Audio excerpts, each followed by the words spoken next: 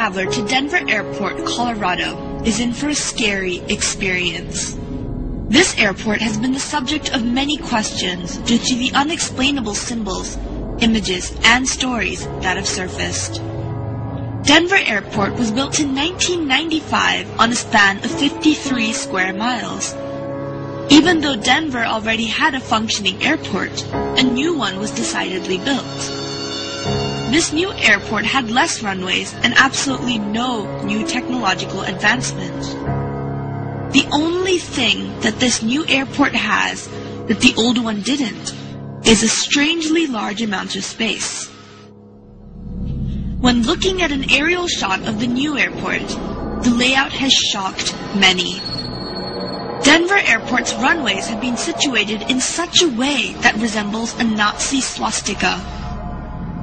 Not only has the shape of Denver Airport been called to question, but also what is located inside. But who is in charge of all the weird nuances at this airport? The general consensus is that it is the New World Order.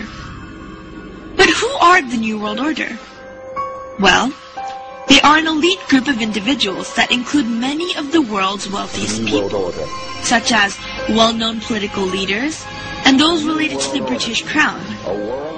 But their main goal is to create one united world government that has no regional boundaries.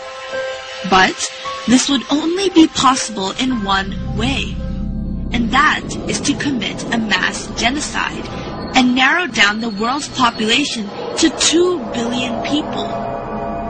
Their reasoning for this thought is because there would be more control. Denver Airport has a myriad of symbols that are correlated to the New World Order. There is a dedication stone in the airport that mentions the New World Airport Commission. However, there is no such thing. The New World Airport Commission is made up and was never created. One can only assume that it is alluding to the New World Order. Also, there is a plate on the floor that shows the symbols AUAG. Some may say that this is related to gold and silver.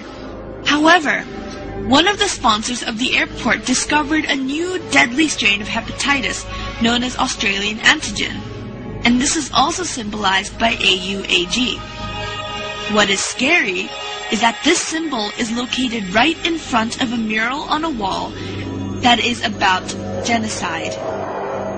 But let's talk more about the murals in Denver Airport. The murals located in the airport are the most notable features of this airport. The main mural stretches over 4 walls and was painted by Chicano artist Leo Tanguma, who was in fact Mayan. The first mural here shows 3 dead women, an African, a Native American, and a young Jewish girl. In the background, we can see the destruction of a city and a forest. This attempts to show the destruction of the world. Another notable part of this mural is the fact that there is a little girl carrying a Mayan tablet. This alludes to the Mayan date of December 21st, 2012. This is when the Mayans predict that the world is going to go through a rebirth phase. The main emphasis of this mural, once again, is the destruction of the world and the preservation of some life. The second mural shows a huge military figure wearing a gas mask and holding a machine gun and a sword. This sword is stabbing a dove, which is the symbol for peace, and implies that peace will be destroyed. There are grayish waves emanating from the figure, and these waves represent death, or in this case, a poisonous gas that has killed everyone in its path. This mural is the one with the AUAG symbol, the one that is related to the deadly virus strain. One can also see a line of weeping women holding their dead infants, and a group of dead children on a pile of bricks. The emphasis of this mural is of a cleansing that is going to kill a myriad of people in its path. However, interestingly enough, This mural has been painted over.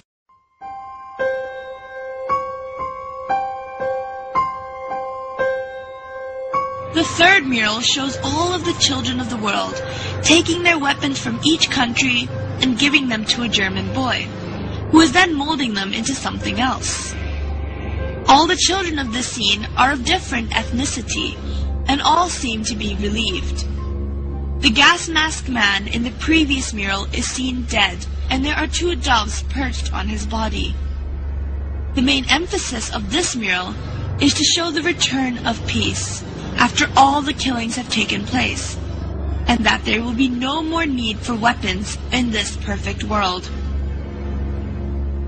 The final mural has a Jesus-like figure in the middle, who is holding a plant which symbolizes rebirth.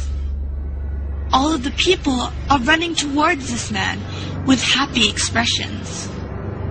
Animals are freely roaming, and everything seems to be in perfect harmony. This final mural alludes to a new Garden of Eden, where the world is perfect size, and everything can work together in peace after the genocide that has taken place. All in all, these murals, when put together, represent the formation of a new world filled with fewer people, and this is also the goal of the New World Order, which has been seen represented throughout various parts of the airport. The symbology of the airport can still be debated, but one thing that cannot be questioned is the fact that there has been a lot of mysterious construction work underneath Denver Airport. When first constructing the airport, there were originally 5 buildings, but out of the blue, the builders were ordered to bury the buildings underground because they were supposedly built wrong. Normally, a building that is built wrong would be demolished, but in this case it was not. This allowed for an underground base to be created, but there are still workers who are sent to work in these underground bases periodically. But when they are questioned about the nature of their work, they all refuse to comment. These underground bases have been going under more construction and now have underground tunnels that connect all the buildings together. According to a contractor, these tunnels have a strange sprinkler system that was added onto the roofs of the tunnel. But this sprinkler system has no valid use, as these tunnels are concrete and underground. If relating these sprinkler systems back to the sign of AUAG in front of the mural regarding genocide, then one must begin to wonder what the use of a sprinkler in a concrete tunnel 150 feet below the ground would be. These underground bases appear to be holding rooms due to the sheer mass and size, and some say that they even allude to concentration camps. This is because, 1. These holding rooms have no purpose, and when the airport authorities were questioned, they say that they are merely being used for storage.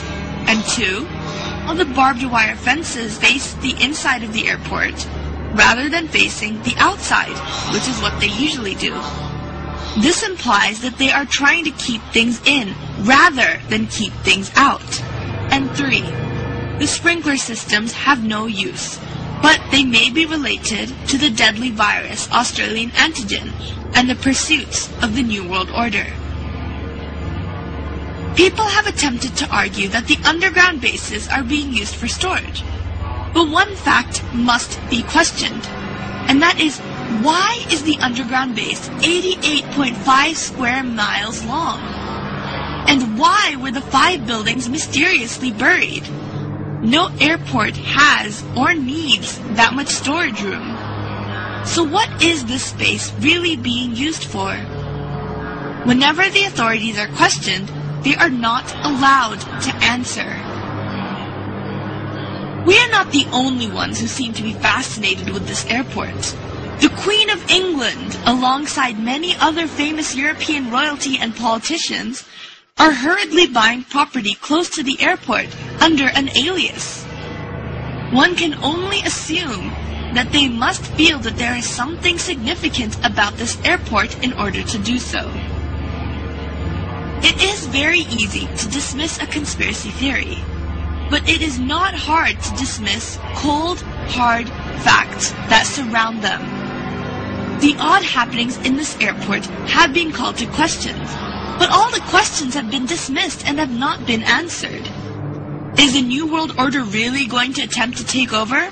And if they are, does that mean that our own government is involved? Research nowadays can only do so much. Now, only time will tell. This is Zara Malik, News and Views.